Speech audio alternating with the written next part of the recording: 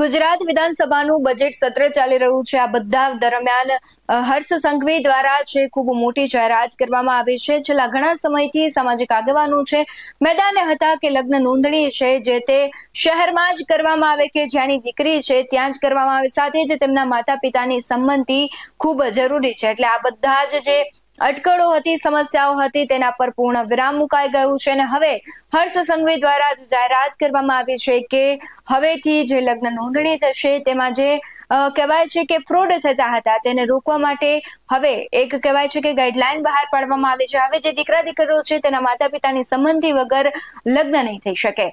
નમસ્કાર, BS9 TV ન્યૂઝમાં આપની સાથે હું ભગવતી વિશાવડિયા। હવે આ મુદ્દો ખૂબ દરેક સમાજમાં ચર્ચાઈ રહ્યો હતો।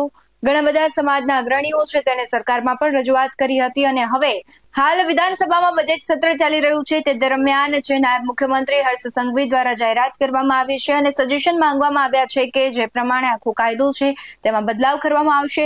30 દિવસ સુધી જો તમારી કોઈ સૂચન છે તમે આપવા માંગો છો નિયમને લઈને તો તમે આપી શકો છો। સાથે જેવો નિયમ બનાવવામાં આવ્યો છે કે પ્રેમ લગ્ન માતા પિતાની સંમતિ વગર નહીં થઈ શકે। તો આ બધાની વચ્ચે બનાસકાંઠાના સાંસદ ગેનીબેન ઠાકોર છે એ પણ મેદાન આવ્યા છે।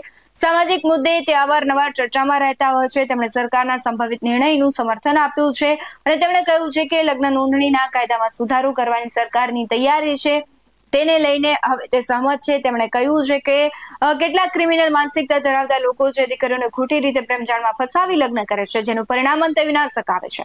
તેમણે તમામ સમાજોની લાગણીને વાચા આપતા કહ્યું કે લવ મેરેજમાં માતા પિતાની સંમતિ ફરજિયાત હોવી જોઈએ અને લગ્ન નોંધણી ગામમાં જ થવી જોઈએ જેથી ગ્રામજનો સાક્ષી બની શકે।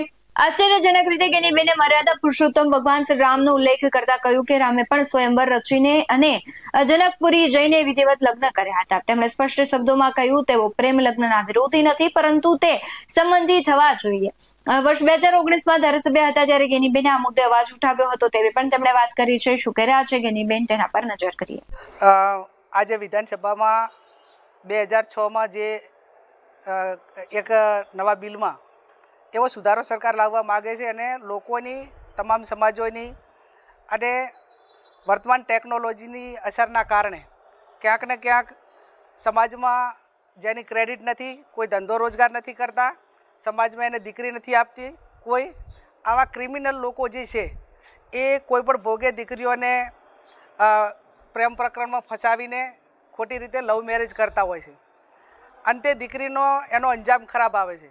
ઘણી વખત સુસાઇડની ઘટના બને અને એના સિવાય બીજું એના કોઈ પરિચિતમાં ન હોવાના કારણે એ જિંદગીમાં પાછળના સમયમાં ખૂબ દુઃખી થાય છે અને એટલા માટે તમામ સમાજોનો એક અવાજ હતો કે લવ મેરેજના કાયદામાં સુધારો લાવે, કમસે કમ માતા પિતાની સંમતિ એની અંદર જરૂરી છે, લગ્નની નોંધણી ગામમાં થાય અને સાક્ષી તરીકે પણ એ જ ગામના લોકોને સાક્ષી તરીકે એની અંદર લેવામાં આવે।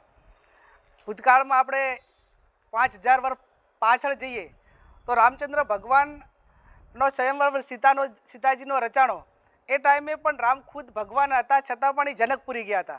એટલે દીકરીના ગામની અંદર જ તમામ લગ્નની વિધિ થતી હોય છે। તો ભલે લવ મેરેજ, આપણે લવ મેરેજના વિરોધી નથી, સંમતિવાળા લવ મેરેજ થાય તો એમાં કોઈ પણ ધર્મનો હોય, કોઈ પણ સમાજનો હોય અને સ્કૂલમાં ભણતા હોય કે વેલ સેટ હોય તો એની અંદર કોઈ મા બાપને વાંધો ના હોય કે સમાજને ના હોય। પણ મેં કીધું એમ કે ક્રિમિનલ લોકો દીકરીઓને ભગાડીને ખોટી રીતે લગ્નમાં ફસાવતા હોય છે અને એનો અંજામ ખરાબ આવે છે। એટલે આજે વિધાનસભામાં બિલ લાવ્યું। ભૂતકાળમાં મુખ્યમંત્રી બોલ્યા હતા, 2019માં હું ધારાસભ્ય હતી એ ટાઈમે પણ આ વિધાનસભામાં લવ જહાદનું બિલ આવ્યું એ ટાઈમે આ વાત મૂકવામાં આવી હતી કે લવ મેરેજના કાયદામાં સુધારો આવે। તો સરકાર પાસે અપેક્ષા રાખીએ કે એની અંદર સાંભળવામાં તો અનેક લોકોને સાંભળ્યા છે, અનેક સંગઠનોએ રજૂઆત કરી છે, ખુદ ગુજરાતના મુખ્યમંત્રી જાહેર સ્ટેજ ઉપરથી બોલ્યા છે। એટલે આ બાબતમાં વહેલામાં વહેલું બિલ લાવીને એનો અમલ થાય એ આ વર્તમાન સમયની માગ છે, એ પ્રમાણે સરકાર કરશે એવી આપણે સૌ અપેક્ષા રાખીએ। Thank you.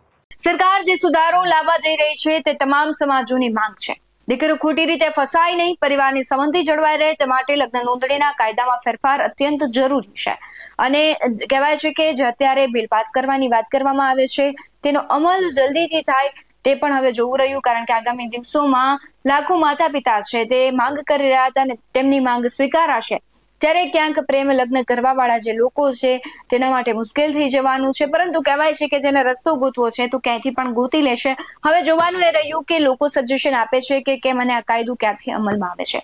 તમારું શું માનવું છે કમેન્ટમાં જરૂરથી જણાવજો. બાકી આવા જ વધુ અહેવાલો સાથે ફરી મળતા રહીશું. તમે અમારી યુટ્યુબ ચેનલને સબસ્ક્રાઇબ કરવાનું, અમને ફેસબુક અને ઇન્સ્ટાગ્રામ પર ફોલો કરવાનું ભૂલશો નહીં. બાકી અવનવી અપડેટ્સ મેળવવા માટે આપ જોતા રહો BS9 ન્યૂઝ. નમસ્કાર.